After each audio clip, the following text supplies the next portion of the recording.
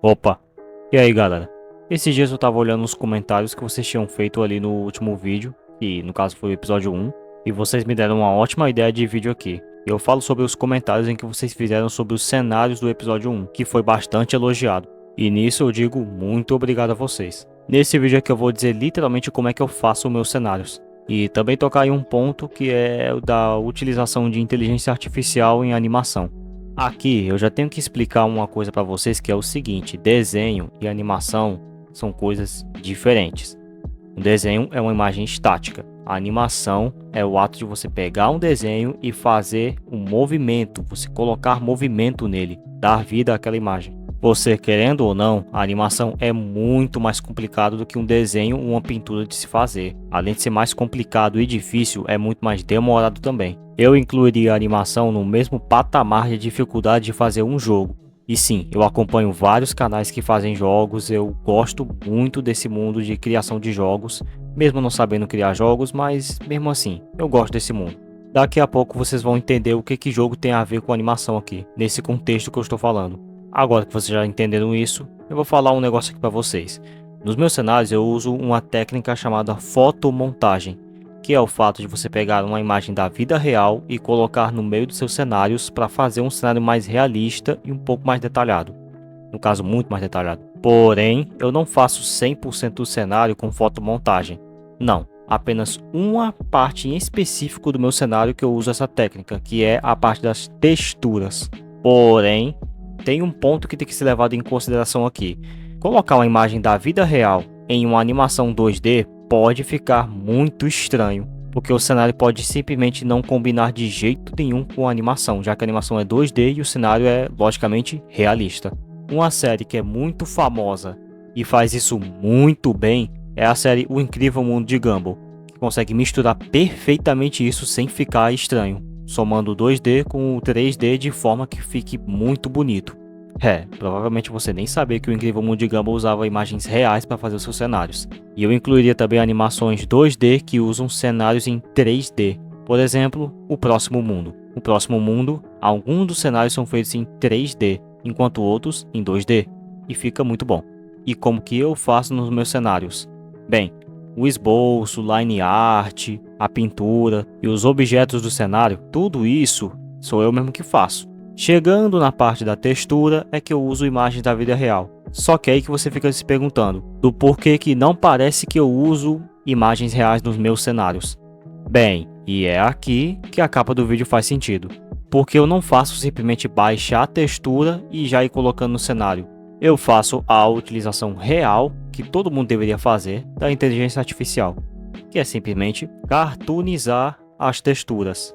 Texturas essas que são pegas de imagens da vida real.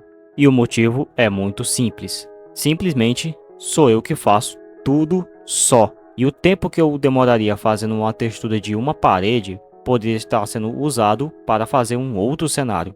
Ou desenhando mais frames para mais cenas ainda. Deu para entender? Eu faço o cenário por completo. Aí na hora de texturizar é que eu uso uma imagem da vida real. No caso, a fotomontagem. E eu pego essa imagem e antes de fazer a fotomontagem com ela, eu a cartoonizo usando inteligência artificial. Resumindo, 80% do cenário sou eu quem faço. E nas minhas animações, a única parte em que a inteligência artificial é usada como uma ferramenta é na parte da fotomontagem. E o resto dos processos sou eu quem faço.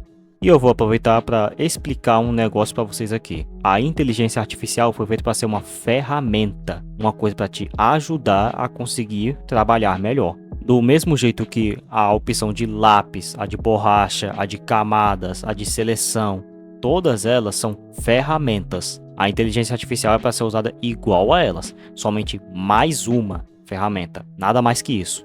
Um exemplo é a função de apagar fundo. Se você tem um desenho em que você salvou o arquivo e não tem o arquivo do personagem e do cenário de fundo. Aí você vai na inteligência artificial e usa ela para remover o fundo, ficando só o frame do personagem. Aí sim, estão entendendo? O que significa? Significa que se você usa a inteligência artificial para fazer, um quadro numa parede, em uma animação, ok. Agora você fazer o desenho todo ou metade dele somente de inteligência artificial, sem criatividade, sem esforço, sem dedicação, sem talento envolvido, só com um texto, nesse caso, nem passe a vergonha de dizer que você é um artista, porque você não é. E antes de vir alguns emocionados que se esqueceram que nasceram com cérebro, que vão vir falar, não, se você usar em qualquer coisa, em qualquer nível, já não é mais desenho, já não é mais arte.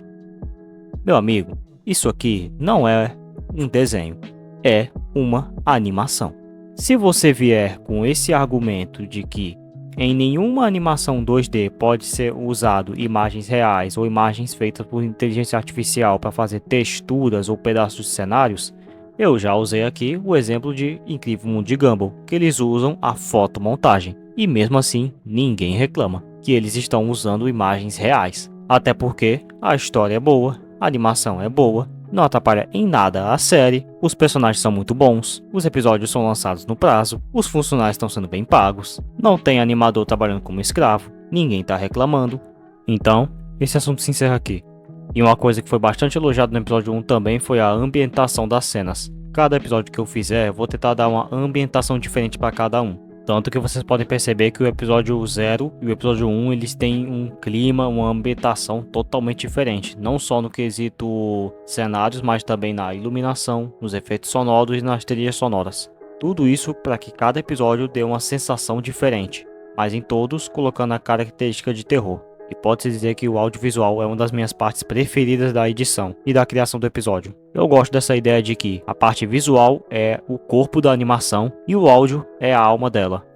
Tanto que quando eu estou fazendo a parte visual da animação, eu acho uma parte bem divertida. Mas quando eu estou fazendo a parte sonora, é que eu penso, cara, isso aqui tá muito bom. E mexer com áudio é uma das minhas especialidades. Então vocês podem ter certeza que, pelo menos na parte sonora, vai estar sempre muito caprichada. Disso eu faço questão. E teve uma galera que comentou que a fluidez da animação estava muito boa. E olha, vou dizer uma coisa aqui pra vocês. O episódio 1, ele é um dos que tem menos fluidez em animação. Esses podem não ser uns dados muito relevantes, mas o episódio 1, ele teve 330 frames e teve 14 minutos de duração. Então foram 330 frames em 14 minutos. Enquanto o episódio 2 teve 13 minutos de duração e teve 389 frames. Então o episódio 2, mesmo tendo menos tempo de duração, ele teve mais frames feitos. Uma quantidade até bem legal a mais. Lembrando, nesse momento eu ainda estou fazendo algumas cenas do episódio 2. Isso significa que o episódio 2 vai ter até mais frames. Isso só para ter uma comparação. Porque se for comparar o episódio 1 com o episódio 3... aí a diferença é maior ainda.